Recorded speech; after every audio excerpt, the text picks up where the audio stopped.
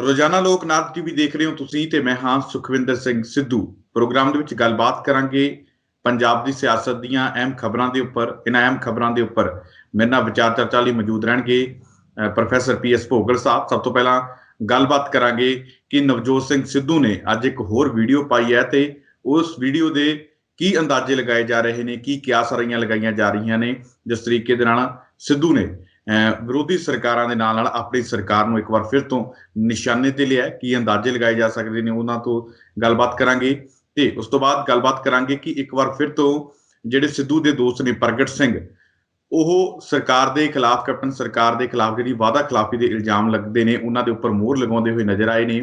ਖਾਸ ਕਰਕੇ ਪ੍ਰਸ਼ਾਂਤ ਕਿਸ਼ੋਰ ਦੇ ਉੱਪਰ ਵੀ ਉਹਨਾਂ ਨੇ ਤੰਜ ਕੱਸਿਆ। ਤਾਂ ਹੁਣ ਇਹਨਾਂ ਦੀ ਆਪਸ ਦੀ ਜਿਹੜੀ ਬੌਂਡਿੰਗ ਇੱਕ ਵਾਰ ਫਿਰ ਤੋਂ ਮਿਲਦੀ ਹੋਈ ਨਜ਼ਰ ਆ ਰਹੀ ਹੈ। ਆਪਣੀ ਹੀ ਸਰਕਾਰ ਨੂੰ ਲਗਾਤਾਰ ਘੇਰਦੇ ਹੋਏ ਨਵਜੋਤ ਸਿੰਘ ਸਿੱਧੂ ਤੇ ਪ੍ਰਗਟ ਸਿੰਘ ਨਜ਼ਰ ਆ ਰਹੇ ਨੇ। ਤਾਂ ਦੂਜੇ ਪਾਸੇ ਗੱਲਬਾਤ ਕਰਾਂਗੇ ਹਰਿਆਣੇ ਦੀ। ਹਰਿਆਣੇ ਦੇ ਵਿੱਚ ਇੱਕ ਵਾਰ ਫਿਰ ਕਿਸਾਨਾਂ ਦੇ ਵੱਲੋਂ ਇੱਕ ਤਕੜੀ ਰਣਨੀਤੀ ਬਣਾਈ ਜਾ ਰਹੀ ਹੈ ਤੇ ਖਾਸ ਕਰਕੇ ਹਰਿਆਣੇ ਦੀ ਜਿਹੜੀ ਸਰਕਾਰ ਹੈ ਜੋ ਵੈਂਟੀਲੇਟਰ ਤੇ ਮੰਨੀ ਜਾਂਦੀ ਹੈ, ਜੋ ਜਨ ਨਾਇਕ ਪਾਰਟੀ ਅਤੇ BJP ਦੀ ਭਾਈਵਾਲ ਆਪਸ ਮਿਲ ਕੇ ਜਿਹੜੀ ਹੈਗੀ ਆ ਉਹਨਾਂ ਨੇ ਸਰਕਾਰ ਬਣਾਈ ਹੈ, ਤਾਂ ਉਹਨਾਂ ਨੂੰ ਸੁੱਟਣ ਦੀ ਤਿਆਰੀ ਚੱਲ ਰਹੀ ਹੈ। ਇਹਨਾਂ ਪੂਰੀਆਂ ਖਬਰਾਂ ਤੇ ਵਿਚਾਰ ਚਰਚਾ ਕਰਾਂਗੇ ਤੇ ਵਿਚਾਰ ਚਰਚਾ ਲਈ ਤੁਸੀਂ ਜਾਣਦੇ ਹੋ ਕਿ ਮੇਰੇ ਨਾਲ ਮੌਜੂਦ ਨੇ ਪ੍ਰੋਫੈਸਰ PS ਭੋਗਲ ਸਾਹਿਬ। ਸ਼ੁਰੂਆਤ ਕਰਦੇ ਹਾਂ। ਭੋਗਲ ਸਾਹਿਬ ਸਤਿ ਸ੍ਰੀ ਅਕਾਲ। ਸਭ ਤੋਂ ਪਹਿਲਾਂ ਆਪਾਂ ਗੱਲਬਾਤ ਕਰੀਏ ਨਵਜੋਤ ਸਿੰਘ ਸਿੱਧੂ ਨੂੰ ਲੈ ਕੇ।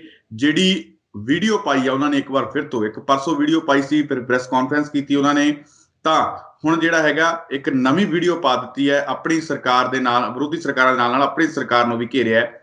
ਸਭ ਤੋਂ ਪਹਿਲਾਂ ਤਾਂ ਆਪਾਂ ਇਹ ਕਹੀਏ ਕਿ ਇਸ ਵੀਡੀਓ ਦੇ ਵਿੱਚ ਸਿੱਧੂ ਕਹਿਣਾ ਕੀ ਚਾਹੁੰਦੇ ਨੇ। Sat Sri Akal Sukhwinder and a very good Sunday morning to all our viewers.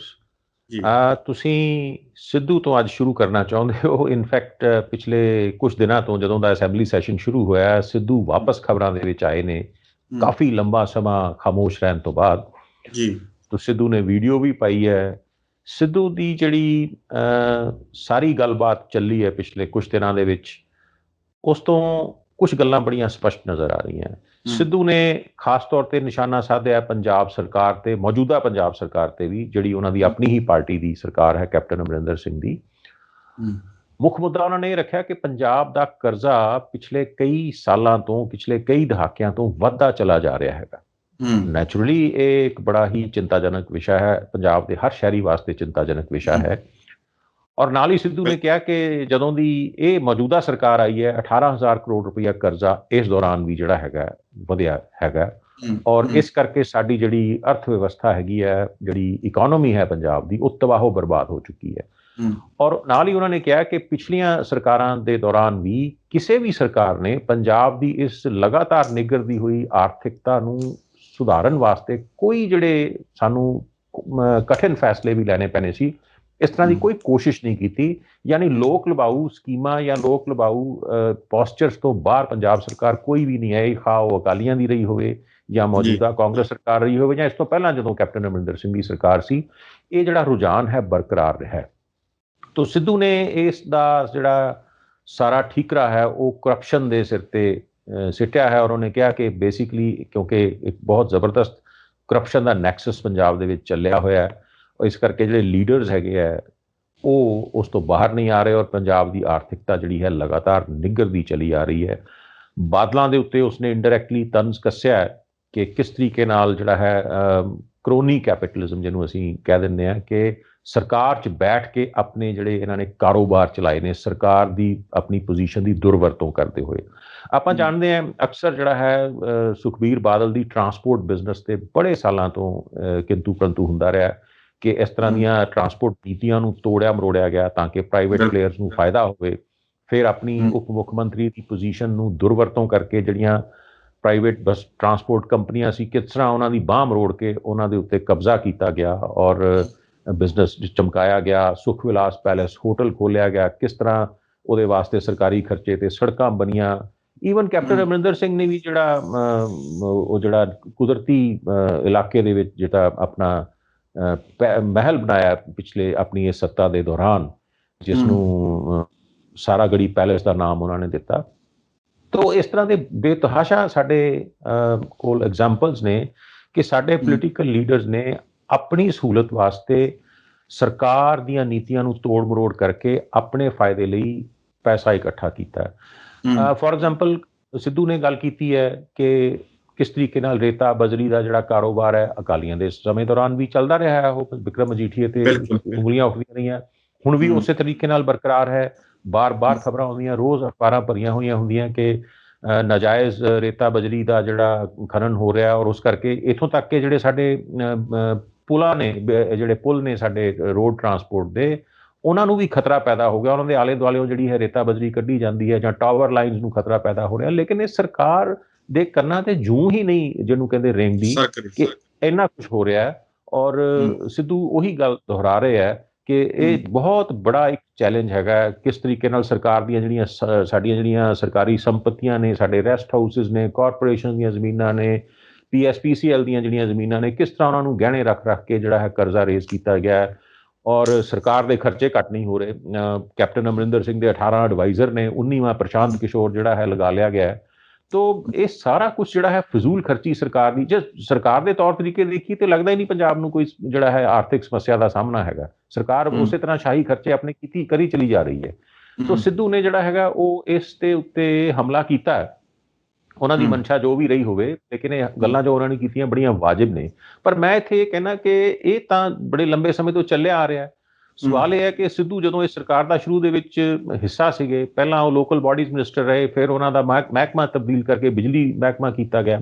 ਬਹੈਸੀਅਤ ਮੰਤਰੀ ਵੀ ਜੋ ਕਰ ਸਕਦੇ ਸੀ ਉਸ ਵੇਲੇ ਉਹਨਾਂ ਨੇ ਆਪ ਤਾਂ ਕੁਛ ਨਹੀਂ ਕੀਤਾ। ਬਿਲਕੁਲ ਬੜਾ ਕੁਛ ਕਰ ਸਕਦੇ ਸੀ। ਜਿਸ ਤਰ੍ਹਾਂ ਉਹਨਾਂ ਨੂੰ ਬਿਜਲੀ ਮੰਤਰੀ ਬਣਾਇਆ ਗਿਆ ਸੀ ਤਾਂ ਆ ਕੇ ਉਹ ਇੱਕ ਨੋਟ ਲਿਖਦੇ ਰਿਜ਼ਾਈਨ ਕਰਨ ਤੋਂ ਪਹਿਲਾਂ ਕਿ ਜੋ ਬਿਜਲੀ ਸਮਝੌਤੇ ਪਿਛਲੀਆਂ ਸਰਕਾਰਾਂ ਨੇ ਪ੍ਰਾਈਵੇਟ ਥਰਮਲ ਪਲਾਂਟਾਂ ਨਾਲ ਕੀਤੇ ਹੋਏ ਆ, ਇੰਨੀ ਮਹਿੰਗੀ ਬਿਜਲੀ ਪੰਜਾਬ ਖਰੀਦ ਰਿਹਾ ਹੈਗਾ, ਉਹਨਾਂ ਨੂੰ ਰੱਦ ਕੀਤਾ ਜਾਏ। ਜਾਂ ਬਿਜਲੀ ਮੰਤਰੀ ਦੇ ਤੌਰ ਦੇ ਉੱਤੇ ਉਹਨਾਂ ਨੂੰ ਰੱਦ ਵੀ ਕਰ ਸਕਦੇ ਸੀਗੇ, ਜਾਂ ਘੱਟੋ ਘੱਟ ਸਰਕਾਰ ਤੇ ਇੱਕ ਪ੍ਰੈਸ਼ਰ ਤਾਂ ਪਾਉਂਦੇ ਨਾ ਲਿਖ ਕੇ ਕਿ ਮੈਂ ਰਿਕਮੈਂਡ ਕਰਦਾ ਕਿ ਇਹਨਾਂ ਨੂੰ ਰੱਦ ਕੀਤਾ ਜਾਵੇ। ਜੇ ਨਹੀਂ ਬਾਅਦ ਦੇ ਵਿੱਚ ਕੈਪਟਨ ਅਮਰਿੰਦਰ ਸਿੰਘ ਕਰਦੇ ਸੀ ਤਾਂ ਫਿਰ ਸਿੱਧੂ ਨੂੰ ਕੋਈ ਗੱਲ ਕਹਿਣ ਨੂੰ ਹੋ ਜਾਂਦੀ ਸੀ। ਸੋ ਹੁਣ ਕਿਉਂਕਿ ਸਮਾਂ ਇਲੈਕਸ਼ਨ ਨੇੜੇ ਆ ਰਹੇ ਹੈ, ਔਰ ਸਿੱਧੂ ਜਿਹੜੇ ਹੈ ਉਹ ਜ਼ਾਹਿਰ ਹੈ ਉਹਨਾਂ ਨੇ 2 ਸਾਲਾਂ ਦੀ ਤਕਰੀਬਨ ਚੁੱਪੀ ਤੋਂ ਬਾਅਦ ਸਿਆਸਤ ਦੇ ਵਿੱਚ ਦੁਬਾਰਾ ਤੋਂ ਇੱਕ ਕਿਸਮ ਦਾ ਐਕਟਿਵ ਕਦਮ ਰੱਖਿਆ ਤੇ ਉਹ ਦਾਅਵੇਦਾਰ ਹੈਗੇ ਹੈ ਪੰਜਾਬ ਦੀ ਜਿਹੜੀ ਸਿਆਸਤ ਦੇ ਵਿੱਚ ਅਗਲੇ ਨੇਤਾ ਦੇ ਤੌਰ ਤੇ, ਸ਼ਾਇਦ ਮੁੱਖ ਮੰਤਰੀ ਦੇ ਚਿਹਰੇ ਦੇ ਤੌਰ ਤੇ ਵੀ, ਔਰ ਉਹਨਾਂ ਨੂੰ ਸ਼ਾਇਦ ਕਾਂਗਰਸ ਦੀ ਕੇਂਦਰੀ ਲੀਡਰਸ਼ਿਪ ਤੋਂ ਵੀ ਕਿਸੇ ਕਿਸਮ ਦੀ ਕੋਈ ਯਕੀਨ ਦਹਾਨੀ ਕਰਾਈ ਗਈ ਹੈ। ਤੇ ਇਸ ਕਰਕੇ ਉਹਨਾਂ ਨੇ ਜਿਹੜਾ ਹੈਗਾ ਇਹ ਨਾ ਸਿਰਫ ਪੰਜਾਬ ਦੇ ਜਿਹੜੀ ਆਰਥਿਕ ਹਾਲਤ ਹੈ ਉਹਦੇ ਫੈਕਟਸ ਨੂੰ ਉਭਾਰਿਆ, ਔਰ ਮੌਜੂਦਾ ਆਪਣੀ ਹੀ ਸਰਕਾਰ ਨੂੰ ਵੀ ਜਿਹੜਾ ਹੈ ਇੱਕ ਕਿਸਮ ਦਾ ਚੈਲੰਜ ਕਰਨਾ ਉਹਨਾਂ ਨੇ ਸ਼ੁਰੂ ਕੀਤਾ। ਠੀਕ ਹੈ, ਤੁਸੀਂ ਗੱਲਾਂ ਬਾਤਾਂ ਦੱਸਦੇ ਹੋ। ਇਹ ਲਗਾਤਾਰ ਨਵਜੋਤ ਸਿੰਘ ਸਿੱਧੂ ਦੇ ਵੱਲੋਂ ਇਹ ਗੱਲਾਂ ਚੱਕੀਆਂ ਜਾਂਦੀਆਂ ਨੇ, ਵਿਰੋਧੀ ਸਰਕਾਰਾਂ ਤੇ ਵੀ ਆਪਣੀਆਂ ਸਰਕਾਰਾਂ ਤੇ ਵੀ। ਤਾਂ ਇਸ ਵੀਡੀਓ ਤੁਸੀਂ ਅੰਦਾਜ਼ਾ ਕੀ ਲਗਾਇਆ? ਕਿਉਂਕਿ ਵੱਖ-ਵੱਖ ਅੰਦਾਜ਼ੇ ਲਗਾਏ ਜਾਂਦੇ ਨੇ ਕਿ ਸਿੱਧੂ ਜੀ ਹੋ ਸਕਦਾ ਅਲੱਗ ਪਾਰਟੀ ਬਣਾ ਲਵੇ ਸਿੱਧੂ, ਕਿਉਂਕਿ ਬਹੁਤ ਸਾਰੇ ਲੋਕ ਉਹਨਾਂ ਨੂੰ ਕਹਿ ਵੀ ਰਹੇ ਆ ਕਿ ਆਪਾਂ ਅਲੱਗ ਕਾਫੀ ਦੇਰ ਤੋਂ ਚੱਲਦੀਆਂ ਨੇ, ਅਕਾਲੀ ਦਲ ਤੋਂ ਵੱਖ ਹੋਏ ਆ, ਚਾਹੇ ਉਹ ਆਮ ਆਦਮੀ ਪਾਰਟੀ ਤੋਂ ਵੱਖ ਹੋਏ ਆ, ਚਾਹੇ ਉਹ ਕਿਸੇ ਪਾਰਟੀ ਤੋਂ ਵੱਖ ਹੋਏ ਆ, ਉਹ ਲਗਾਤਾਰ ਨਵਜੋਤ ਸਿੰਘ ਸਿੱਧੂ ਨੂੰ ਕਾਲ ਦਿੰਦੇ ਰਹਿੰਦੇ ਨੇ ਕਿ ਆਜੋ ਆਪਾਂ ਪਾਰਟੀ ਬਣਾਈਏ, ਅਸੀਂ ਤੁਹਾਡੇ ਪਿੱਛੇ ਲੱਗ ਕੇ ਚੱਲਣ ਨੂੰ ਤਿਆਰ ਹਾਂ। ਤਾਂ ਲੋਕ ਕਿਆਸਰਾਈਆਂ ਲਗਾ ਰਹੇ ਨੇ, ਨਵਜੋਤ ਸਿੰਘ ਸਿੱਧੂ ਵੱਲ ਦੇਖ ਰਹੇ ਨੇ ਕਿ ਨਵਜੋਤ ਸਿੰਘ ਸਿੱਧੂ ਕਾਂਗਰਸ ਦੇ ਵਿੱਚ ਹੀ ਰਹਿੰਦੇ ਨੇ ਜਾਂ ਫਿਰ ਕੋਈ ਵੱਖਰਾ ਧੜਾ ਬਣਾ ਕੇ ਆਪਣੀ ਸਿਆਸਤ ਵੱਖਰੇ ਸਿਰੇ ਤੋਂ ਜਿਹੜੀ ਆ ਉਹ ਸ਼ੁਰੂ ਕਰ ਸਕਦੇ ਨੇ। ਤਾਂ ਤੁਸੀਂ ਜਿਹੜੀਆਂ ਵੀਡੀਓਜ਼ ਦੇਖੀਆਂ, ਚਾਹੇ ਉਹ ਕੁਝ ਦਿਨ ਪਹਿਲਾਂ ਦੀ ਇੱਕ ਜਿਹੜੀ ਵੀਡੀਓਜ਼ ਪਾਈ ਹੋਵੇ ਉਹ, ਜਾਂ ਫਿਰ ਇੱਕ ਪ੍ਰੈਸ ਕਾਨਫਰੰਸ ਕੀਤੀ ਹੋਵੇ, ਤੇ ਜਾਂ ਫਿਰ ਜਿਹੜੀ ਅੱਜ ਦੀ ਵੀਡੀਓ ਜਿਹੜੀ ਪਾਈ ਆ ਉਹਨੇ, ਠੀਕ ਹੈ, ਆਪਣੀ ਸਰਕਾਰ ਦੇ ਖਿਲਾਫ ਜਿਹੜਾ ਹੈਗਾ ਉਹਨੇ ਧਾਵਾ ਬੋਲਿਆ, ਉਹਨੇ ਕਮੀਆਂ ਗਣਾਈਆਂ, ਤਾਂ ਤੁਸੀਂ ਕੀ ਅੰਦਾਜ਼ਾ ਲਗਾਉਂਦੇ ਹੋ ਕਿ ਨਵਜੋਤ ਸਿੰਘ ਸਿੱਧੂ ਸਰਕਾਰ ਦੇ ਖਿਲਾਫ ਹੈ, ਕੈਪਟਨ ਅਮਰਿੰਦਰ ਸਿੰਘ ਦੇ ਖਿਲਾਫ ਹੈ, ਜਾਂ ਫਿਰ ਕੈਪਟਨ ਅਮਰਿੰਦਰ ਸਿੰਘ ਦੇ ਦੀਆਂ ਜਿਹੜੀਆਂ ਨੀਤੀਆਂ ਨੇ ਉਹਨਾਂ ਦੇ ਖਿਲਾਫ ਹੈ? ਤੇ ਕੀ ਨਵਜੋਤ ਸਿੰਘ ਸਿੱਧੂ ਜਿਹੜੇ ਆ ਉਹ ਵੱਖਰੀ ਸਿਆਸਤ ਆਪਣੀ ਅਲੱਗ ਤੋਂ ਕਰਨਾ ਚਾਹਣਗੇ ਜੋ ਹਾਲਾਤ ਨੇ? ਸੁਖਵਿੰਦਰ, ਤੁਸੀਂ ਕਾਫੀ ਲੰਬਾ ਸਵਾਲ ਜਿਹੜਾ ਹੈ ਕੀਤਾ। ਮੈਂ ਸਪਸ਼ਟ ਤੌਰ ਤੇ ਕਹਿਣਾ ਚਾਹੁੰਦਾ ਕਿ ਮੇਰੀ ਅਸੈਸਮੈਂਟ ਹੈ ਕਿ ਨਵਜੋਤ ਸਿੰਘ ਸਿੱਧੂ ਕੋਈ ਨਵੀਂ ਪਾਰਟੀ ਨਹੀਂ ਬਣਾਉਣਾ ਚਾਹੁੰਦੇ, ਨਾ ਹੀ ਉਹ ਕਿਸੇ ਹੋਰ ਨਵੇਂ ਪਾਸੇ ਜਾਣਾ ਚਾਹੁੰਦੇ ਆ। ਜੇ ਉਹਨਾਂ ਨੇ ਕਰਨਾ ਹੁੰਦਾ ਤਾਂ ਜਿਸ ਸਮਾਂ ਉਹਨਾਂ ਨੇ ਲੰਬੀ ਚੁੱਪ ਧਾਰੀ ਰੱਖੀ ਹੈ ਉਸ ਦੌਰਾਨ ਉਹ ਕੀਤਾ ਜਾ ਸਕਦਾ ਸੀ, ਬਹੁਤ ਵਧੀਆ ਸਮਾਂ ਸੀ।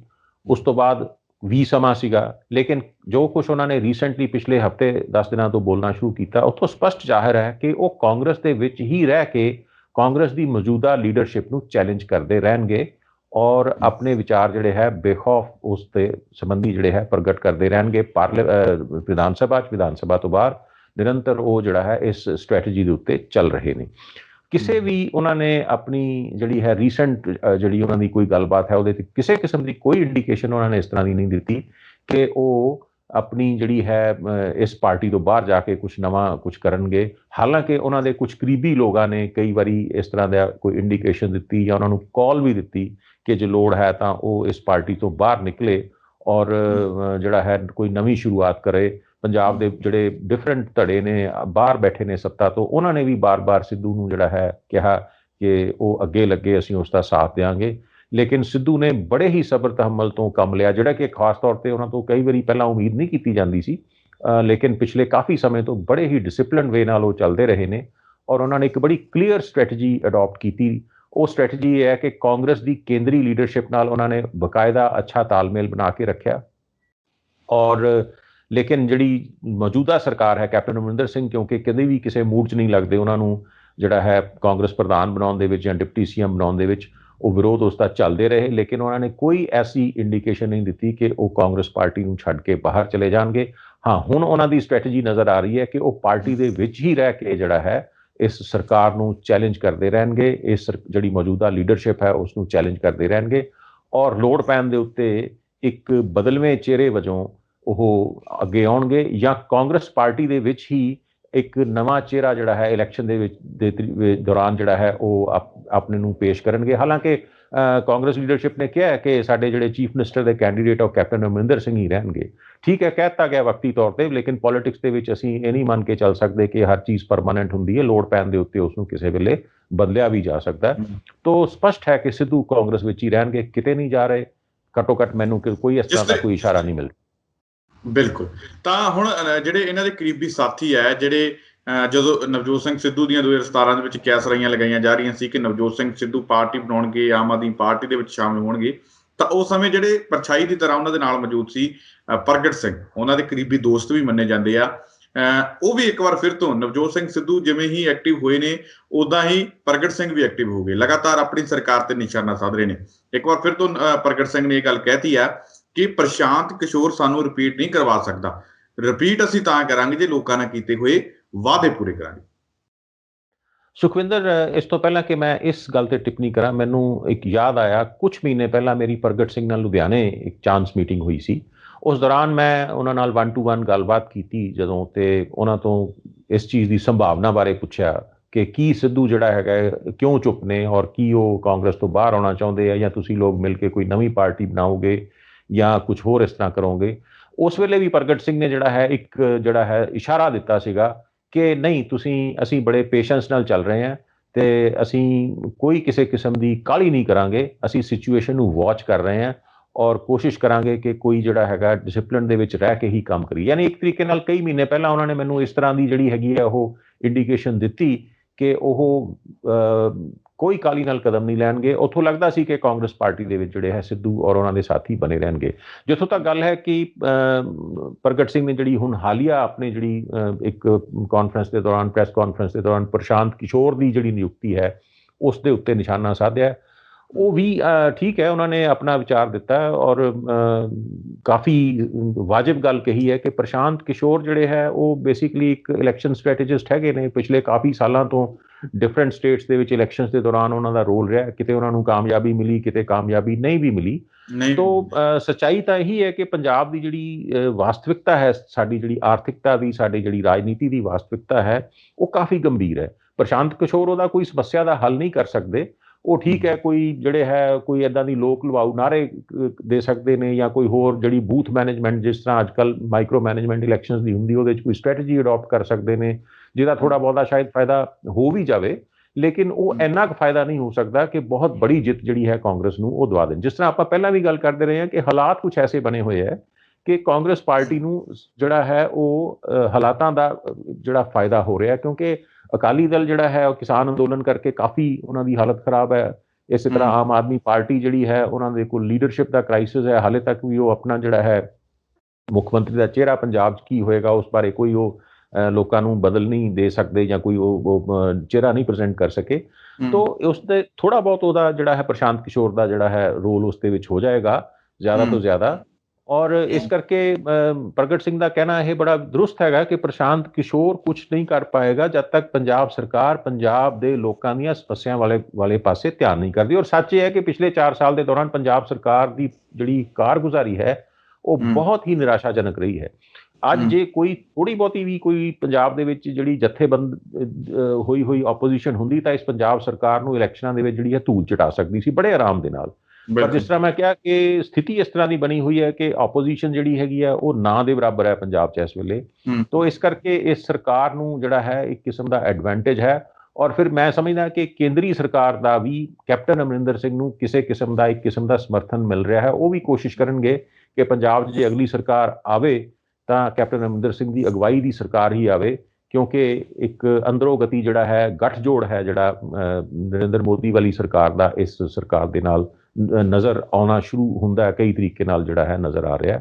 ਤੋ ਪ੍ਰਗਟ ਸਿੰਘ ਵੀ ਜਿਹੜਾ ਹੈ ਉਹ ਬਗਾਵਤੀ ਸੁਰ ਜਿਹੜਾ ਨੂੰ ਉਹਨਾਂ ਨੇ ਚੁੱਕਿਆ ਹੈਗਾ। ਉਹ ਜਿਸ ਤਰ੍ਹਾਂ ਤੁਸੀਂ ਕਿਹਾ ਕਿ ਸਿੱਧੂ ਦੇ ਉਹ ਕਰੀਬੀ ਸਾਥੀ ਨੇ, ਅਸੀਂ ਜਾਣਦੇ ਹਾਂ। ਤੋ ਇੱਕ ਐਫਰਟ ਜਿਹੜੀ ਹੈ, ਇੱਕ ਕੋਸ਼ਿਸ਼ ਜਿਹੜੀ ਹੈ ਕਾਂਗਰਸ ਪਾਰਟੀ ਦੇ ਵਿੱਚ ਸ਼ੁਰੂ ਹੋ ਗਈ ਹੈ ਕਿ ਸਿੱਧੂ ਜਿਹੜਾ ਹੈ ਉਹ ਆਪਣਾ ਇੱਕ ਵਜੂਦ ਜਿਹੜਾ ਹੈ ਦੁਬਾਰਾ ਤੋਂ ਰਾਜਨੀਤਿਕ ਵਜੂਦ ਇਸ ਪਾਰਟੀ ਦੇ ਅੰਦਰ ਹੀ ਬਤੌਰ ਨੇਤਾ ਜਿਹੜਾ ਹੈ ਉਸ ਨੂੰ ਸਥਾਪਿਤ ਕਰਨ ਦੀ ਕੋਸ਼ਿਸ਼ ਕਰੇ। ਜਿਸ ਤਰ੍ਹਾਂ ਤੁਹਾਨੂੰ ਯਾਦ ਹੋਏਗਾ ਆਪਾਂ ਪਹਿਲਾਂ ਵੀ ਗੱਲ ਕਰਦੇ ਰਹੇ ਕਿ ਸਿੱਧੂ ਦੀ ਰਾਜਨੀਤਿਕ ਕਮਜ਼ੋਰੀ ਇਹੀ ਰਹੀ ਹੈ ਕਿ ਉਹਨਾਂ ਨੇ ਕਾਂਗਰਸ 'ਚ ਕੋਈ ਆਪਣਾ ਧੜਾ ਨਹੀਂ ਬਣਾਇਆ।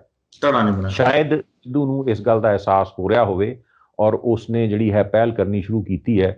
ਹੋ ਸਕਦਾ ਹੈ ਆਉਣ ਵਾਲੇ ਸਮੇਂ ਦੇ ਨਾਲ ਜਿਹੜੇ ਅਸੰਤੁਸ਼ਟ ਹੋਰ ਮੈਂਬਰ ਨੇ ਕਾਂਗਰਸ ਦੇ, ਵਿਧਾਇਕ ਨੇ, ਹੋਰ ਲੀਡਰ ਨੇ, ਉਹ ਸਿੱਧੂ ਦੀ ਜਿਹੜੀ ਹੈ ਲੀਡਰਸ਼ਿਪ ਦੇ ਵਿੱਚ ਕੋਈ ਧੜਾ ਜਾਂ ਕੋਈ ਜਿਹੜਾ ਹੈ ਫਰੰਟ ਬਣਾਉਣ ਤਾਂ ਕਿ ਕੈਪਟਨ ਅਮਰਿੰਦਰ ਸਿੰਘ ਦੀ ਜਿਹੜੀ ਲੀਡਰਸ਼ਿਪ ਹੈ ਉਸ ਨੂੰ ਆਪਣੇ ਤਰੀਕੇ ਨਾਲ ਜਿਹੜਾ ਹੈ ਚੈਲੰਜ ਜਾਂ ਇੱਕ ਬਦਲ ਦੇ ਤੌਰ ਦੇ ਉੱਤੇ ਆਪਣੇ ਆਪ ਨੂੰ ਪੇਸ਼ ਕੀਤਾ ਜਾਵੇ। ਸੋ ਇਹ ਸਾਰੀ ਕਵਾਇਦ ਮੈਨੂੰ ਉਸ ਦਿਸ਼ਾ ਵੱਲ ਜਾਂਦੀ ਲੱਗ ਰਹੀ ਹੈ। ਤਾਂ ਭੁੱਗਲ ਸਾਹਿਬ, ਇਹ ਤਾਂ ਗੱਲ ਪੰਜਾਬ ਦੀ ਸਿਆਸਤ ਦੀ ਸੀ। ਹੁਣ ਗੱਲਬਾਤ ਹਰਿਆਣਾ ਦੀ ਸਿਆਸਤ ਦੀ ਕਰਾਂਗੇ। ਕਿਸਾਨ ਜਿਹੜੇ ਹੈਗੇ ਆ ਦਿੱਲੀ ਦੀਆਂ ਬਰੂਹਾਂ ਤੇ ਬੈਠੇ ਨੇ ਹਰਿਆਣੇ ਦੀ ਹੱਦ ਦੇ ਵਿੱਚ। ਲਗਾਤਾਰ ਪਿਛਲੇ 100 ਦਿਨ ਤੋਂ ਉੱਪਰ ਦਾ ਸਮਾਂ ਹੋ ਗਿਆ। ਇੱਕ ਮੁਸੀਬਤ ਬਣੀ ਹੋਈ ਹੈ ਇਹ ਅੰਦੋਲਨ ਜਿਹੜਾ ਹੈਗਾ ਹਰਿਆਣਾ ਸਰਕਾਰ ਦੇ ਲਈ। ਤਾਂ ਇਸ ਅੰਦੋਲਨ ਦੇ ਕਾਰਨ ਹਰਿਆਣਾ ਦੀ ਸਰਕਾਰ ਜਿਹੜੀ ਇੱਕ ਵੈਂਟੀਲੇਟਰ ਤੇ ਨਜ਼ਰ ਆ ਰਹੀ ਹੈ। ਕੈਸਰਾਈਆਂ ਇਹ ਨੇ ਕਿ ਕਿਸੇ ਵੀ ਸਮੇਂ ਸਰਕਾਰ ਡਿੱਗ ਸਕਦੀ ਹੈ। ਤਾਂ ਹੁਣ ਕਿਸਾਨਾਂ ਦੇ ਵੱਲੋਂ ਨਵੀਂ ਰਣਨੀਤੀ ਬਣਾਈ ਗਈ ਹੈ ਸਰਕਾਰ ਸੁੱਟਣ ਦੀ। ਕਿਵੇਂ ਦੇਖਦੇ ਹੋ ਕਿ ਭਾਜਪਾ ਦੇ ਉੱਪਰ ਪ੍ਰੈਸ਼ਰ ਕ੍ਰੀਏਟ ਹੋ ਪਾਏਗਾ? ਸੁਖਵਿੰਦਰ, ਬਿਲਕੁਲ ਤੁਸੀਂ ਵਜ੍ਹਾ ਫਰਮਾਇਆ, ਬਿਲਕੁਲ ਸਹੀ ਗੱਲ ਕਹੀ ਕਿ ਕਿਸਾਨ ਜਥੇਬੰਦੀਆਂ ਦਾ ਧਿਆਨ ਹੁਣ ਇਸ ਵਾਲੇ ਪਾਸੇ ਜ਼ਿਆਦਾ ਹੋਇਆ ਹੈ ਕਿ ਹਰਿਆਣਾ ਦੇ ਵਿੱਚ ਜਿਹੜੀ ਬੀਜੇਪੀ ਸਰਕਾਰ ਹੈ, ਮਨੋਹਰ ਲਾਲ ਖੱਟੜ ਦੀ ਸਰਕਾਰ ਹੈ, ਉਸ ਨੂੰ ਗਿਰਾਉਣ ਦੀ ਕੋਸ਼ਿਸ਼ ਕੀਤੀ ਜਾਵੇ। ਕਿਉਂਕਿ ਕਿਸਾਨ 100 ਦਿਨਾਂ ਤੋਂ ਜ਼ਿਆਦਾ ਦਿੱਲੀ ਦੇ ਆਲੇ ਦੁਆਲੇ ਬਾਰਡਰਸ ਤੇ ਬੈਠੇ ਨੇ ਔਰ ਕੇਂਦਰ ਸਰਕਾਰ ਨੇ ਇੱਕ ਅਜੀਬ ਕਿਸਮ ਦੀ ਢੀਠਤਾਈ ਜਿਹੜੀ ਹੈ ਉਹ ਦਰਸਾਈ ਹੈ ਕਿ ਬਿਲਕੁਲ ਵੀ ਸਾਨੂੰ ਪਰਵਾਹ ਨਹੀਂ ਹੈ, ਕਿਉਂਕਿ ਉਹਨਾਂ ਨੂੰ ਲੱਗਦਾ ਕਿ ਇਹ ਬੈਠੇ ਹੋਏ ਆ, ਸਾਡੀ ਸਰਕਾਰ 'ਤੇ ਤਾਂ ਕੋਈ ਅਸਰ ਨਹੀਂ। ਸੋ ਇਸ ਕਰਕੇ ਕਿਸਾਨ ਜਥੇਬੰਦੀਆਂ ਨੇ ਇੱਕ ਨਵੀਂ ਸਟ੍ਰੈਟਜੀ ਅਪਣਾਈ ਹੈ ਜਿਹਦੇ ਵਿੱਚ 2 ਗੱਲਾਂ ਉਹਨਾਂ ਨੇ ਕਿਹਾ ਅਸੀਂ ਕਰਾਂਗੇ। ਇੱਕ ਤਾਂ ਇਹ ਕਿ ਜਿਨ੍ਹਾਂ ਰਾਜਾਂ ਦੇ ਵਿੱਚ ਚੋਣਾਂ ਹੋ ਰਹੀਆਂ, 5 ਰਾਜਾਂ 'ਚ ਚੋਣਾਂ ਹੋ ਰਹੀਆਂ ਇਨਕਲੂਡਿੰਗ ਵੈਸਟ ਬੰਗਾਲ, ਉੱਥੇ ਜਿਹੜੀ ਹੈ ਭਾਰਤੀ ਕਿਸਾਨ ਯੂਨੀਅਨ ਦੇ ਡੈਲੀਗੇਸ਼ਨ ਜਾਣਗੇ ਔਰ ਉੱਥੋਂ ਦੇ ਲੋਕਾਂ ਨੂੰ ਔਰ ਉੱਥੋਂ ਦੇ ਕਿਸਾਨਾਂ ਨੂੰ ਜਿਹੜਾ ਹੈ ਲਾਮਬੰਦ ਕਰਨਗੇ ਕਿ ਕਿਸੇ ਤਰੀਕੇ ਨਾਲ ਵੀ ਜਿਹੜਾ ਹੈ ਉਹ ਬੀਜੇਪੀ ਨੂੰ ਜਿਹੜਾ ਹੈ ਵੋਟ ਨਾ ਪਵੇ ਔਰ ਉੱਥੇ ਬੀਜੇਪੀ ਸੱਤਾ ਦੇ ਵਿੱਚ ਨਾ ਆ ਸਕੇ। ਔਰ ਇਸੇ ਤਰ੍ਹਾਂ ਹਰਿਆਣਾ, ਕਿਉਂਕਿ ਹਰਿਆਣੇ ਪੰਜਾਬ ਤੋਂ ਬਾਅਦ ਜੇ ਕਿਸਾਨ ਅੰਦੋਲਨ ਦਾ ਸਭ ਤੋਂ ਜ਼ਿਆਦਾ ਜ਼ੋਰ ਕਿਤੇ ਹੈ ਤਾਂ ਉਹ ਹਰਿਆਣੇ ਦੇ ਵਿੱਚ ਹੈ। ਹਰਿਆਣਾ ਇੱਕ ਪੰਜਾਬ ਵਾਂਗ ਹੀ ਐਗਰੀਕਲਚਰਲ ਇਕੋਨੋਮੀ ਵਾਲਾ ਜਿਹੜਾ ਹੈ ਸੂਬਾ ਹੈ। ਗ੍ਰੀਨ ਰੈਵੋਲੂਸ਼ਨ ਦਾ ਜਿਹੜਾ ਪ੍ਰਭਾਵ ਪੰਜਾਬ ਔਰ ਹਰਿਆਣਾ ਵਿੱਚ ਹੀ ਸਭ ਤੋਂ ਜ਼ਿਆਦਾ ਦੇਖਿਆ ਜਾਂਦਾ ਹੈ। ਤਾਂ ਉੱਥੋਂ ਦੇ ਕਿਸਾਨ ਵੀ ਬੜੇ ਚੇਤਨ ਹਨ ਔਰ ਸਾਡੇ ਕਿਸਾਨਾਂ ਦੇ ਨਾਲ ਮੋਢਾ ਲਾ ਕੇ ਬਾਰਡਰ ਦੇ ਉੱਤੇ ਬੈਠੇ ਨੇ। ਤਾਂ ਇਸ ਕਰਕੇ ਲੇਕਿਨ ਸਰਕਾਰ ਉੱਥੇ ਬੀਜੇਪੀ ਦੀ ਔਰ ਉਹਨੂੰ ਸਮਰਥਨ ਜਿਹੜਾ ਹੈ ਲੋਕਤੰਤਰਿਕ ਜਨਨਾਇਕ ਪਾਰਟੀ ਦਾ ਹੈ ਜਿਹੜਾ ਦੁਸ਼ਯੰਤ ਚੌਟਾਲਾ, ਔਰ ਚੌਟਾਲਾ ਪਰਿਵਾਰ ਦੀ ਜਿਹੜੀ ਸਾਰੀ ਰਾਜਨੀਤੀ ਹੈ ਉਹ ਕਿਸਾਨ ਰਾਜਨੀਤੀ ਹੈ, ਜਾਟ ਰਾਜਨੀਤੀ ਹੈ। ਤਾਂ ਇਸ ਕਰਕੇ ਉਮੀਦ ਤਾਂ ਕੀਤੀ ਜਾਂਦੀ ਸੀ ਕਿ ਜਦੋਂ ਹੀ ਇਹ ਅੰਦੋਲਨ ਨੇ ਜ਼ੋਰ ਫੜਿਆ ਸੀ ਤਾਂ ਦੁਸ਼ਯੰਤ ਚੌਟਾਲਾ ਜਿਹੜਾ ਹੈ ਸਰਕਾਰ ਤੋਂ ਸਮਰਥਨ ਵਾਪਸ ਲੈ ਲੈਂਦੇ ਔਰ ਆਪੋਜੀਸ਼ਨ ਦੇ ਵਿੱਚ ਬੈਠਦੇ ਔਰ ਕਿਸਾਨਾਂ ਦੀ ਜਿਹੜਾ ਸੰਘਰਸ਼ ਹੈ ਉਹਨੂੰ ਸਮਰਥਨ ਮਿਲਦਾ। ਲੇਕਿਨ ਆਪਣੇ ਜਿਹੜੇ ਹੈ ਜ਼ਾਤੀ ਮੁਫਾਦਾਤ ਜਿਹੜੇ ਹੈ ਉਹ ਠੀਕ ਹੈ, ਇਹਨਾਂ ਦੀ ਪ੍ਰੋਬਲਮ ਇਹ ਰਹੀ ਹੈ ਕਿ ਕਿਸਾਨੀ ਦਾ ਨਾਰਾ ਜਿਹੜਾ ਹੈ ਸੱਤਾ 'ਚ ਆਉਣ ਲਈ ਤਾਂ ਲਾ ਲੈਂਦੇ ਆ, ਲੇਕਿਨ ਜਦੋਂ ਕਿਸਾਨਾਂ ਦੇ ਹਿੱਤਾਂ ਲਈ ਲੜਾਈ ਹੁੰਦੀ ਤਾਂ ਫਿਰ ਆਪਣੀ ਸੱਤਾ ਸੁੱਖ ਜਿਹੜਾ ਉਹਨੂੰ ਛੱਡਣਾ ਬੜਾ ਮੁਸ਼ਕਿਲ ਹੈ। ਤਾਂ ਹੁਣ ਕਿਸਾਨਾਂ ਨੇ ਇਹ ਫੈਸਲਾ ਕੀਤਾ ਕਿ ਜਿਹੜੇ ਉਹਨਾਂ ਦੇ 10 ਵਿਧਾਇਕ ਚੁਣੇ ਗਏ ਨੇ ਇਨਕਲੂਡਿੰਗ ਦੁਸ਼ਯੰਤ ਚੌਟਾਲਾ, ਉਹਨਾਂ ਦੇ ਹਲਕਿਆਂ 'ਚ ਜਾ ਕੇ ਉਹਨਾਂ ਦਾ ਘਿਰਾਓ ਕੀਤਾ ਜਾਵੇ ਤਾਂ ਕਿ ਉਹਨਾਂ ਦੇ ਉੱਤੇ ਲੋਕ ਇੱਕ ਪ੍ਰੈਸ਼ਰ ਬਣਾਉਣ ਕਿ ਦੁਸ਼ਯੰਤ ਚੌਟਾਲਾ ਇਸ ਸਰਕਾਰ ਤੋਂ ਸਮਰਥਨ ਵਾਪਸ ਲਵੇ। ਤੇ ਕਿਉਂਕਿ ਜਿੱਦਾਂ ਹੀ ਦੁਸ਼ਯੰਤ ਚੌਟਾਲਾ ਸਮਰਥਨ ਵਾਪਸ ਲਏਗਾ ਸਰਕਾਰ ਅਲਪਮਤ 'ਚ ਆ ਜਾਏਗੀ ਤੇ ਗਿਰ ਜਾਏਗੀ। ਸੋ ਇਹ ਸਟ੍ਰੈਟਜੀ ਜਿਹੜੀ ਹੈ ਆਪਣੇ ਤੌਰ ਦੇ ਉੱਤੇ ਕੰਮ ਕਰ ਸਕਦੀ ਹੈ। ਪਹਿਲਾਂ ਹੀ ਬੜੀਆਂ ਇੰਡੀਕੇਸ਼ਨਸ ਆਈਆਂ ਕਿ ਦੁਸ਼ਯੰਤ ਚੌਟਾਲਾ ਦੇ ਜਿਹੜੇ ਵਿਧਾਇਕ ਨੇ 7 ਵਿਧਾਇਕਾਂ ਨੇ ਕਈ ਵਾਰ ਜਿਹੜੀ ਹੈ ਉਹ ਨਿਰਾਸ਼ਾ ਪ੍ਰਗਟ ਕੀਤੀ ਹੈ, ਨਾਰਾਜ਼ਗੀ ਜ਼ਾਹਿਰ ਕੀਤੀ ਹੈ, ਲੇਕਿਨ ਸਮਹਾਓ ਕਿਸੇ ਤਰੀਕੇ ਨਾਲ ਆਪਣੀ ਜਿਹੜੀ ਹੈ ਬੀਜੇਪੀ ਸਰਕਾਰ ਦੀ ਮਦਦ ਨਾਲ ਦੁਸ਼ਯੰਤ ਚੌਟਾਲਾ ਉਹਨਾਂ ਨੂੰ ਹਜੇ ਤੱਕ ਕਾਬੂ ਰੱਖਣ ਦੇ ਵਿੱਚ ਕਾਮਯਾਬ ਹੈ। ਲੇਕਿਨ ਜਿੱਦਾਂ ਹੀ ਇਹ ਸਟ੍ਰੈਟਜੀ ਬਣੇਗੀ, ਜਿਸ ਤਰ੍ਹਾਂ ਹੀ ਉਹਨਾਂ ਦਾ ਘਿਰਾਓ ਹੋਏਗਾ ਉਹਨਾਂ ਦੇ ਹਲਕਿਆਂ 'ਚ ਜਾ ਕੇ, ਇਹ ਦੇਖਣ ਵਾਲਾ ਹੀ ਦੇਖਦਿਆਂ ਹੀ ਪਤਾ ਲੱਗੇਗਾ ਕਿ ਕੀ ਦੁਸ਼ਯੰਤ ਚੌਟਾਲਾ ਰੋਕ ਸਕਣਗੇ ਜਾਂ ਇਸ ਵਹਿੰਦੀ ਹੋਈ ਜਿਹੜੀ ਧਾਰਾ ਹੈ, ਲੋਕ ਮਤ ਦੀ ਧਾਰਾ, ਕਿਸਾਨ ਮਤ ਦੀ ਧਾਰਾ, ਕਿੰਨੀ ਦੇਰ ਉਹਦੇ ਸਾਹਮਣੇ ਟਿਕਣਗੇ। ਔਰ ਮੈਨੂੰ ਲੱਗਦਾ ਕਿ ਉਹਨਾਂ ਨੂੰ ਜਿਹੜਾ ਹੈ ਸਮਰਥਨ ਵਾਪਸ ਲੈਣਾ ਪਏਗਾ, ਲੈ ਵੀ ਲੈਣਾ ਚਾਹੀਦਾ ਹੈ, ਕਿਉਂਕਿ ਜੇ ਉਹਨਾਂ ਨੇ ਇਲੈਕਸ਼ਨ ਦੇ ਚੁਣਾਵੀ ਰਾਜਨੀਤੀ ਦੇ ਵਿੱਚ ਸਰਵਾਈਵ ਕਰਨਾ ਤਾਂ ਉਹਨਾਂ ਨੂੰ ਲੋਕ ਮਤ ਦੇ ਅਗੇਂਸਟ ਜਿਹੜਾ ਹੈ ਨਹੀਂ ਜਾਣਾ ਚਾਹੀਦਾ। ਸੋ ਕਿਸਾਨਾਂ ਦੀ ਜਿਹੜੀ ਇਹ ਰਣਨੀਤੀ ਹੈ ਕਿ ਜਿੱਥੇ ਜਿੱਥੇ ਚੋਣਾਂ ਹੋਣੀਆਂ ਉੱਥੇ ਡੈਲੀਗੇਸ਼ਨ ਜਾ ਕੇ ਬੀਜੇਪੀ ਦੇ ਖਿਲਾਫ ਪ੍ਰਚਾਰ ਕਰਨਗੇ ਔਰ ਹਰਿਆਣਾ 'ਚ ਕਰਨਗੇ, ਇਸ ਜਨਤਾਂਤਰਿਕ ਜਨਨਾਇਕ ਪਾਰਟੀ ਨੂੰ ਮਜਬੂਰ ਕਰਨਗੇ ਕਿ ਸਰਕਾਰ ਤੋਂ ਸਮਰਥਨ ਵਾਪਸ ਲਏ। ਇੱਕ ਵਧੀਆ ਸਟ੍ਰੈਟਜੀ ਹੈ ਔਰ ਇਹ ਮੈਨੂੰ ਲੱਗਦਾ ਕਿ ਇਸ ਦਾ ਜਿਹੜਾ ਹੈ ਅਸਰ ਪਏਗਾ। ਜਿਹੜੀ ਹੁਣ ਤੱਕ ਕੇਂਦਰੀ ਬੀਜੇਪੀ ਸਰਕਾਰ ਮਹਿਸੂਸ ਕਰਦੀ ਸੀ ਕਿ ਉਹਨਾਂ ਨੂੰ ਕੋਈ ਫਰਕ ਨਹੀਂ ਪੈ ਰਿਹਾ ਜਾਂ ਇਸ ਤਰੀਕੇ ਨਾਲ ਦਰਸਾਉਣਾ ਚਾਹੁੰਦੇ ਸੀ ਘੱਟੋ ਘੱਟ, ਤੇ ਹੁਣ ਜੇ ਇਹ ਵਾਕਈ ਕਿਸਾਨ ਕਾਮਯਾਬ ਹੋ ਜਾਂਦੇ ਹੈ, ਜਿਸ ਤਰ੍ਹਾਂ ਵੈਸਟ ਬੰਗਾਲ ਜੇ ਬੀਜੇਪੀ ਕਾਮਯਾਬ ਨਹੀਂ ਹੁੰਦੀ, ਕਿਉਂਕਿ ਸਭ ਤੋਂ ਜ਼ਿਆਦਾ ਜ਼ੋਰ ਇਸ ਵੇਲੇ ਬੀਜੇਪੀ ਦਾ, ਖਾਸ ਤੌਰ ਤੇ ਅਮਿਤ ਸ਼ਾਹ ਦਾ, ਉੱਥੇ ਵੈਸਟ ਬੰਗਾਲ 'ਚ ਲੱਗਾ ਹੋਇਆ ਕਿ ਮਮਤਾ ਬੈਨਰਜੀ ਨੂੰ ਕਿਸ ਤਰੀਕੇ ਨਾਲ ਅਨਸੀਟ ਕੀਤਾ ਜਾ ਸਕੇ। ਤੇ ਜੇ ਵੈਸਟ ਬੰਗਾਲ ਬਚ ਜਾਂਦਾ ਹੈ ਔਰ ਹਰਿਆਣਾ ਦੀ ਸਰਕਾਰ ਜਿਹੜੀ ਹੈ ਉਹ ਸਿੱਟਣ 'ਚ ਕਾਮਯਾਬ ਹੋ ਜਾਂਦੇ ਹੈ ਤੇ ਬੀਜੇਪੀ ਸਰਕਾਰ ਨੂੰ ਸੇਕ ਲੱਗੇਗਾ ਔਰ ਕਿਸਾਨ ਅੰਦੋਲਨ ਜਿਹੜਾ ਹੈ ਉਸ ਨੂੰ ਕਾਫੀ ਵੱਡਾ ਸਮਰਥਨ ਮਿਲੇਗਾ। ਸੋ ਬਹੁਤ ਵਧੀਆ ਸਟ੍ਰੈਟਜੀ ਹੈ, ਉਮੀਦ ਕਰਦੇ ਹਾਂ ਕਿ ਇਹ ਕਾਮਯਾਬ ਹੋਏਗੀ। ਭੁੱਲਰ ਸਾਹਿਬ, ਕੇਂਦਰੀ ਖੇਤੀਬਾੜੀ ਮੰਤਰੀ ਨਰਿੰਦਰ ਤੋਮਰ ਦਾ ਵੱਡਾ ਬਿਆਨ ਹੈ। ਬੇਸ਼ੱਕ ਆਪਾਂ ਇਹ ਗੱਲਾਂ ਸੋਚਦੇ ਹੋਈਏ ਕਿ ਇਸ ਅੰਦੋਲਨ ਦੇ ਨਾਲ ਬੀਜੇਪੀ ਨੂੰ ਵੱਡੀ ਢਾਹ ਲੱਗ ਰਹੀ ਹੋਵੇ, ਹਰਿਆਣੇ ਦੀ ਸਰਕਾਰ ਡਿੱਗਣ ਕਿਨਾਰੇ ਹੋਵੇ ਤੇ ਵੱਖ-ਵੱਖ ਜਿੱਥੇ ਸੂਬਿਆਂ ਦੇ ਵਿੱਚ ਚੋਣਾਂ ਚੱਲ ਰਹੀਆਂ ਨੇ ਉੱਥੇ ਨੁਕਸਾਨ ਹੁੰਦਾ ਹੋਵੇ ਬੀਜੇਪੀ ਨੂੰ ਇਸ ਅੰਦੋਲਨ ਦੇ ਕਾਰਨ, ਪਰ ਫਿਰ ਵੀ ਜਿਹੜੀ ਹੈ ਕੇਂਦਰ ਸਰਕਾਰ ਪਿੱਛੇ ਹਟਣ ਨੂੰ ਤਿਆਰ ਨਹੀਂ। ਨਰਿੰਦਰ ਤੋਮਰ ਦਾ ਬਿਆਨ ਆਇਆ, ਉਹ ਕਹਿੰਦੇ ਕਿ ਸਾਨੂੰ ਹਾਲੇ ਤੱਕ ਵੀ ਵਿਰੋਧੀ ਪਾਰਟੀਆਂ ਤੇ ਕਿਸਾਨ ਜਥੇਬੰਦੀਆਂ ਇਹਨਾਂ ਕਾਨੂੰਨਾਂ ਦੇ ਵਿੱਚ ਕੋਈ ਨੁਕਸ ਨਹੀਂ ਦੱਸ ਸਕੀਆਂ। ਉਹ ਕਹਿੰਦੇ ਕਿ ਜੇਕਰ ਅਸੀਂ ਸੋਧਾਂ ਮੰਨਣ ਨੂੰ ਤਿਆਰ ਹਾਂ, ਇਹਦਾ ਮਤਲਬ ਇਹ ਨਹੀਂ ਕਿ ਇਹਨਾਂ ਦੇ ਵਿੱਚ ਕੋਈ ਖਰਾਬੀ ਹੈ। ਤੇ ਨਾਲ ਹੀ ਨਾਲ ਉਹਨਾਂ ਨੇ ਇਹ ਗੱਲ ਕਹਿਤੀ ਕਿ ਸਾਨੂੰ ਕੋਈ ਨਹੀਂ ਪਤਾ ਕਿ ਜਿਹੜਾ ਹੈਗਾ ਇਹਦੇ ਵਿੱਚ ਕਿਸਾਨਾਂ ਨੂੰ ਅੰਦੋਲਨ ਦਾ ਕੀ ਲਾਭ ਹੋਊਗਾ, ਪਰ ਅੰਦੋਲਨ ਕਹਿੰਦੇ ਇਸ ਪੱਧਰ ਤੇ ਹੋਵੇ ਕਿ ਦੇਸ਼ ਨੂੰ ਨੁਕਸਾਨ ਨਾ ਹੋਵੇ। ਨਾਲ ਹੀ ਨਾਲ ਉਹਨਾਂ ਨੇ ਇਹ ਵੀ ਗੱਲ ਕਹਿਤੀ ਕਿ ਅਸੀਂ 12 ਤੋਂ 18 ਮਹੀਨਿਆਂ ਦੀ ਜਿਹੜੀ ਸੋਧਾਂ ਜਿਹੜੀ ਕਾਨੂੰਨ ਰੋਕਣ ਦੀ ਜਿਹੜੀ ਗੱਲਬਾਤ ਕਹਿਤੀ ਸੀ, ਕਮੇਟੀ ਬਣਾ ਕੇ ਇਹਦੇ ਤੇ ਆਪਾਂ ਵਿਚਾਰ ਚਰਚਾ ਕਰ ਲੈਂਦੇ ਹਾਂ। ਕਹਿੰਦੇ ਕਿਸੇ ਵੀ ਪੱਧਰ ਤੇ ਜਿਹੜਾ ਹੈਗਾ ਇਹ ਮੰਨਣ ਨੂੰ ਕਿਸਾਨ ਸਾਡੀ ਗੱਲ ਤਿਆਰ ਨਹੀਂ। ਤਾਂ ਕਿਵੇਂ ਦੇਖਦੇ ਹੋ ਜਿਸ ਤਰੀਕੇ ਦੇ ਨਾਲ ਆਪਾਂ ਸੋਚ ਰਹੇ ਹੋਈਏ ਕਿ ਪ੍ਰੈਸ਼ਰ ਕ੍ਰੀਏਟ ਹੋ ਰਿਹਾ ਹੈ, ਪ੍ਰੈਸ਼ਰ ਬਿਲਡ ਹੋ ਰਿਹਾ, ਪਰ ਵੱਖ-ਵੱਖ ਬਿਆਨਾਂ ਦੇ ਵਿੱਚ ਜੇਕਰ ਦੇਖੀਏ ਪਰ ਮੋਦੀ ਸਰਕਾਰ ਜਿਹੜੀ ਹੈ ਕਿਸੇ ਵੀ ਹਾਲਤ ਦੇ ਵਿੱਚ ਪਿੱਛੇ ਹਟਣ ਨੂੰ ਆਪਣੇ ਸਟੈਂਡ ਤੋਂ ਤਿਆਰ ਨਹੀਂ। ਬੜਾ ਹੀ ਹੈਰਾਨੀ ਵਾਲਾ ਬਿਆਨ ਹੈ ਨਰਿੰਦਰ ਤੋਮਰ ਦਾ ਇਹ। ਨਰਿੰਦਰ ਤੋਮਰ ਦਾ ਇਹ ਕਹਿਣਾ ਕਿ ਅਸੀਂ ਸੋਧਾਂ ਕਰਨ ਨੂੰ ਤਿਆਰ ਹਾਂ, ਪਰ ਇਹਦਾ ਮਤਲਬ ਇਹ ਨਹੀਂ ਹੈਗਾ ਕਿ ਕਿਸਾਨਾਂ ਬਿੱਲਾਂ ਦੇ ਵਿੱਚ ਕੋਈ ਪ੍ਰੋਬਲਮ ਹੈ, ਤੇ ਜੇ ਪ੍ਰੋਬਲਮ ਨਹੀਂ ਤਾਂ ਭਾਈ ਤੁਸੀਂ ਸੋਧਾਂ ਕਾਹਦੀਆਂ ਕਰਨੀਆਂ। ਦੂਸਰੀ ਗੱਲ ਇਹ ਹੈ ਕਿ ਉਹ ਕਹਿੰਦੇ ਕਿ ਅੰਦੋਲਨ ਇਸ ਤਰੀਕੇ ਨਾਲ ਹੋਵੇ ਕਿ ਉਹਦਾ ਦੇਸ਼ ਨੂੰ ਨੁਕਸਾਨ ਨਾ ਹੋਵੇ। ਦੇਸ਼ ਦੀ ਪਰਿਭਾਸ਼ਾ ਕੀ ਹੈ? ਕੀ ਦੇਸ਼ ਦੀ ਪਰਿਭਾਸ਼ਾ ਨਰਿੰਦਰ ਮੋਦੀ ਹੈ? ਕੀ ਦੇਸ਼ ਦੀ ਪਰਿਭਾਸ਼ਾ ਇਹ ਬੀਜੇਪੀ ਦੀ ਸਰਕਾਰ ਹੈ? ਦੇਸ਼ ਦੀ ਪਰਿਭਾਸ਼ਾ ਦੇਸ਼ ਦੇ ਲੋਕ ਹਨ, ਤੇ ਜੇ ਕਿਸੇ ਨੀਤੀ ਦੇ ਕਾਰਨ ਦੇਸ਼ ਦੇ ਲੋਕਾਂ ਦਾ ਨੁਕਸਾਨ ਹੋ ਰਿਹਾ ਤਾਂ ਉਹ ਦੇਸ਼ ਦਾ ਨੁਕਸਾਨ ਹੋ ਰਿਹਾ। ਜੇ ਦੇਸ਼ ਦੀ ਅਰਥ ਵਿਵਸਥਾ ਗਿਰ ਰਹੀ ਹੈ, ਗਰੀਬ ਲੋਕਾਂ ਦੀ ਅਰਥ ਵਿਵਸਥਾ ਨੂੰ ਖਤਰਾ ਪੈਦਾ ਹੋ ਰਿਹਾ ਤਾਂ ਉਹ ਦੇਸ਼ ਨੂੰ ਖਤਰਾ ਸਮਝਿਆ ਜਾਵੇਗਾ। ਦੇਸ਼ ਨੂੰ ਖਤਰਾ ਇਹ ਨਹੀਂ ਹੈ ਕਿ ਚੀਨ ਤੋਂ ਹਮਲਾ ਹੋ ਜਾਏਗਾ ਜਾਂ ਕਿਸੇ ਹੋਰ ਦੇਸ਼ ਤੋਂ ਹਮਲਾ ਹੋ ਜਾਏਗਾ ਜਾਂ ਅੰਦਰ ਕੋਈ ਜਿਹੜੀ ਹੈ ਗੜਬੜ ਹੋ ਜਾਏਗੀ। ਜਦੋਂ ਲੋਕਾਂ ਦੀ ਜੀਵਨ ਮਰਨ ਦਾ ਸਵਾਲ ਪੈਦਾ ਹੋ ਜਾਏਗਾ ਤਾਂ ਦੇਸ਼ ਨੂੰ ਆਪਣੇ ਆਪ ਖਤਰਾ ਹੈ। ਤਾਂ ਮੈਨੂੰ ਤਾਂ ਸਮਝ ਨਹੀਂ ਆਉਂਦੀ ਕਿ ਇਹ ਜਿਹੜੀ ਬੀਜੇਪੀ ਦੀ ਸਰਕਾਰ ਦੀਆਂ ਅੱਖਾਂ ਦੇ ਉੱਤੇ ਜਿਹੜੀ ਫਾਸਿਜ਼ਮ ਦੀ ਔਰ RSS ਦੀ ਵਿਚਾਰਧਾਰਾ ਦੀ ਪੱਟੀ ਬੰਨੀ ਹੋਈ ਹੈ, ਉਸ ਤੋਂ ਪਾਰ ਕਿਉਂ ਨਹੀਂ ਦੇਖ ਸਕਦੇ। ਇਹਨਾਂ ਨੂੰ ਜਿਹੜਾ ਹੈ ਦੇਸ਼ ਜਿਹੜਾ ਹੈ ਕਿਉਂ ਇੱਕ ਖਾਸ ਕਿਸਮ ਦੇ ਰੰਗ ਦਾ ਹੀ ਨਜ਼ਰ ਆਉਂਦਾ ਹੈ। ਤਾਂ ਸਪਸ਼ਟ ਹੈ ਕਿ ਇਹਨਾਂ ਬਿੱਲਾਂ ਦੇ ਨਾਲ ਬਾਰ-ਬਾਰ ਸਾਡੇ ਜਿਹੜੇ ਮਾਹਿਰ ਨੇ ਪਿਛਲੇ ਮਹੀਨਿਆਂ ਦੇ ਵਿੱਚ ਬਹੁਤ ਸਾਰੇ ਅੰਤਰਰਾਸ਼ਟਰੀ ਔਰ ਰਾਸ਼ਟਰੀ ਲੈਵਲ ਦੇ ਮਾਹਿਰਾਂ ਨੇ ਔਰ ਕਿਸਾਨ ਜਥੇਬੰਦੀਆਂ ਨੇ ਜਦੋਂ ਵਿਗਿਆਨ ਭਵਨ 'ਚ ਮੀਟਿੰਗਸ ਵੀ ਹੋਈਆਂ ਤਾਂ ਉਹਨਾਂ ਨੂੰ ਦੱਸਿਆ ਕਿ ਕੀ ਪ੍ਰੋਬਲਮ ਹੈ। ਲੇਕਿਨ ਉਹਨਾਂ ਦੀ ਜਿਹੜੀ ਮੈਨਾ ਮਾਨੂ ਵਾਲੀ ਜਿਹੜੀ ਰੱਟ ਹੈ ਨਰਿੰਦਰ ਮੋਦੀ ਦੀ, ਉਹ ਨਰਿੰਦਰ ਤੋਮਰ ਦੁਹਰਾ ਰਹੇ ਨੇ। ਤਾਂ ਜਿਸ ਤਰ੍ਹਾਂ ਮੈਂ ਬੜਾ ਸਖਤ ਲਫ਼ਜ਼ ਇਸਤੇਮਾਲ ਕੀਤਾ ਕਿ ਅਜੀਬ ਢੀਠਤਾਈ ਦਾ ਜਿਹੜਾ ਹੈ ਮੁਜ਼ਾਹਰਾ ਕਰ ਰਹੀ ਹੈ ਸਰਕਾਰ, ਸਭ ਕੁਝ ਜਾਣਦੇ ਹੋਏ ਉਹ ਮੰਨਣ ਨੂੰ ਤਿਆਰ ਨਹੀਂ ਹੈ ਕਿ ਇਹਨਾਂ ਬਿੱਲਾਂ ਦੇ ਵਿੱਚ ਕੋਈ ਪ੍ਰੋਬਲਮ ਹੈ। ਸਪਸ਼ਟ ਕਿਹਾ ਗਿਆ ਕਿ ਇਹਨਾਂ ਬਿੱਲਾਂ ਦੇ ਉੱਤੇ ਪਹਿਲਾਂ ਤਾਂ ਉਹਨਾਂ ਦਾ ਕਾਨੂੰਨ ਬਣਾਉਣਾ ਹੀ ਨਹੀਂ ਬਣਦਾ ਸੀ, ਕਿਉਂਕਿ ਇਹਨਾਂ ਦੀ ਬਹੁਤ ਸਾਰੇ ਜਿਹੜੇ ਆਸਪੈਕਟਸ ਨੇ ਉਹ ਸੰਵਿਧਾਨ ਮੁਤਾਬਕ ਰਾਜ ਸਰਕਾਰਾਂ ਦੇ ਅਧਿਕਾਰ ਖੇਤਰ 'ਚ ਆਉਂਦੇ ਨੇ। ਕੇਂਦਰੀ ਸਰਕਾਰ ਨੇ ਇੱਕ ਕਿਸਮ ਦੀ ਜਿਹੜੀ ਹੈਗੀ ਆ ਉਹ ਰਾਜਨੀਤਿਕ ਗੁੰਡਾਗਰਦੀ ਕਰਕੇ ਬਿੱਲ ਪਾਸ ਕੀਤਾ।